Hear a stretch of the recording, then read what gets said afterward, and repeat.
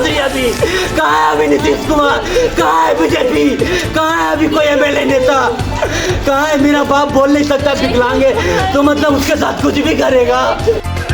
थाना वाला उसका नाम काटा, क्यों थाना वाला एफआईआर बदला? क्यों थाना वाला डीएसपी का बात नहीं सुना? क्यों थाना वाला डीआईजी का बात नहीं सुना? क्यों थाना वाला एफआईआर बदला मेरा? थाना वाला क्यों नहीं संतोष झा को उठाया?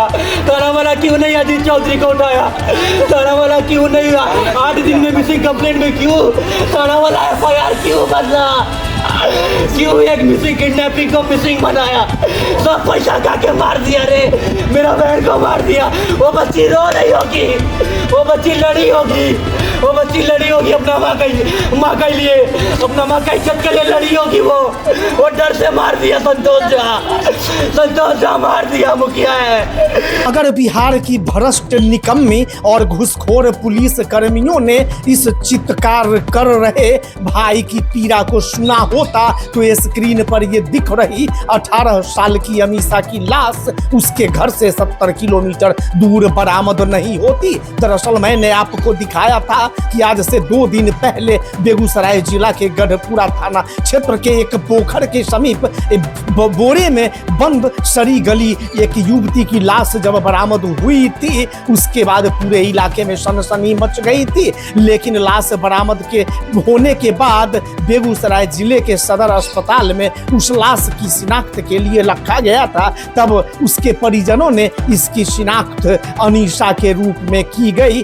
जो आज निकम्मी और भ्रष्ट बिहार पुलिस के बलि चढ़ गई है। बिहार के मुख्यमंत्री सम्राट चौधरी या बिहार के पुलिस के मुखिया विनय कुमार लाख दावे करते हो कि बिहार पुलिस ईमानदारी के साथ काम कर रही है, लेकिन इस खबर को देखकर आपके आंखों पर से ये चश्मा उतर जाएगा कि आज बिहार में अगर हत्या की वारदात, बलात्कार की वारदात, गैंग रेप की वारदात या जमीन विवाद में हो रही हत्या की वारदात का अगर कोई असली जिम्मेवार है तो वहां का बिहार पुलिस है। उसके थाने में बैठे थानाध्यक्ष स्तर के पदाधिकारी हैं। आपने अभी इस भाई के पीड़ित के चित्कार को सुना। आप आगे भी इस वीडियो में मैं आपको पूरी बात बताऊंगा, पहले इस घटना को आप जानिए। दरअसल बेगूसराय के गढ़पुरा थाना क्षेत्र स्थित रजौड़ पोखर के पास सड़क किनारे एक बोरे में बंद युवती का लाश मिलने से इलाके में सनसनी फैल गई थी।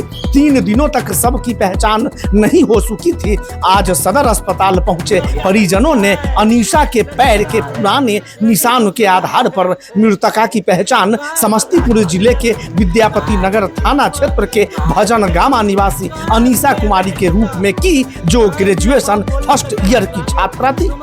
मृतक अनीसा के भाई का कारुणिक क्रंदन अगर आप भी इस वीडियो में सुनेंगे तो आपका भी खून खौल उठेगा। बिहार में सम्राट चौधरी और पुलिस विभाग के मुखिया विनय कुमार के तमाम दावों और नसीहतों के बावजूद पुलिस की कार्यशैली में कोई सुधार होता नहीं दिख रहा है। आप खुद पीड़ित की पीड़ा को समझिए कि जिसकी जवान बेटी और बहन लापता हो जाती है तो वह पुलिस को आरोपियों का नाम भी बताता है, लेकिन ये राक्षस और हैवान पुलिस कर्मी कोई एक्शन नहीं लेते हैं, जिसका परिणाम यह हुआ कि अनीसा की लाश उसके घर से तकरीबन 70 किलोमीटर दूर बरामद की गई। अगर पुलिस उस समय कार्रवाई करने की जहमत उठाती तो आज एक जवान लड़की के साथ यह हश्र नहीं होता। परिजनों का आरोप है कि अनीसा 21 जून से लापता थी, जिसकी लिखित शिकायत स्थानीय थाना में की गई थी। इसके बावजूद अपने आदत से मजबूर इंसान के रूप में भेड़िए के शक्ल में मौजूद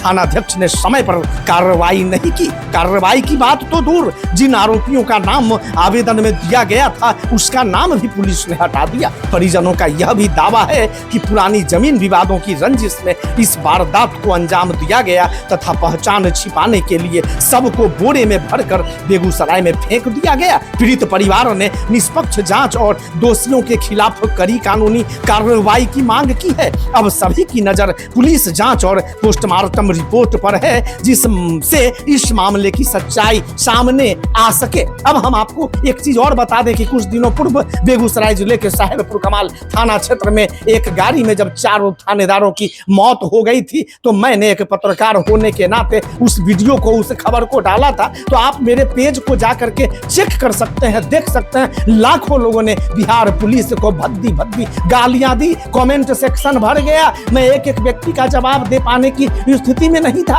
आखिर इतनी गंदी गंदी भद्दी भद्दी गालियां सुनने के बावजूद भी आप देख रहे हैं कि बेगूसराय में अपराध किस गति से बढ़ रहा है, गैंगरेप की घटनाएं हो रही हैं। इस लड़की की वारदात को आपने सुना, सब बरामद हुआ है, क्या पहचान हो गई है?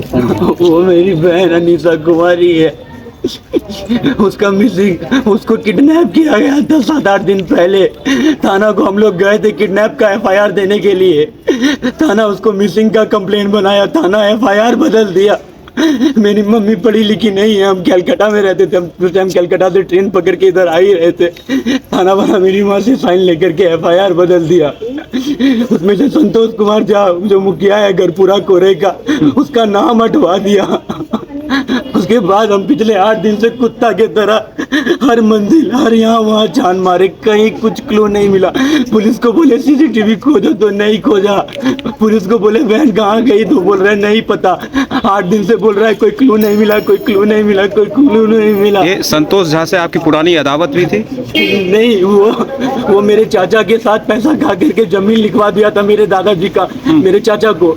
तो वो 420 का पूरा मैटर है। मेरे दादाजी का साइन भी नहीं है, मेरे दादाजी का उसमें कोई पैसा भी नहीं मिला था। सेल डीड बनाया था उस जमीन का। तो कोर्ट की तरफ से, मजिस्ट्रेट की तरफ से 420 का केस लगा था उन सब पे। तो मेरे दादा को वो लोग मारने का कोशिश कर रहा था शुरू से कि कैसे भी करके दादाजी को बरामद करके मरवा दे। लेकिन दादाजी को हम लोग अपने पास रखे थे, तो हम लोग को बहुत थ्रेट किया कि तुम लोग इस मैटर से हट जाओ। लेकिन मेरे पापा आधा के हिस्सेदार है, बट वो बोल नहीं पाते, सुन नहीं पाते। इसलिए संतोष झा सोचा कि अजीत चौधरी से पैसा खा करके इसका हिस्सा उसको दिलवा देंगे। ये अकेला है, ये तो कुछ कर नहीं पाएगा।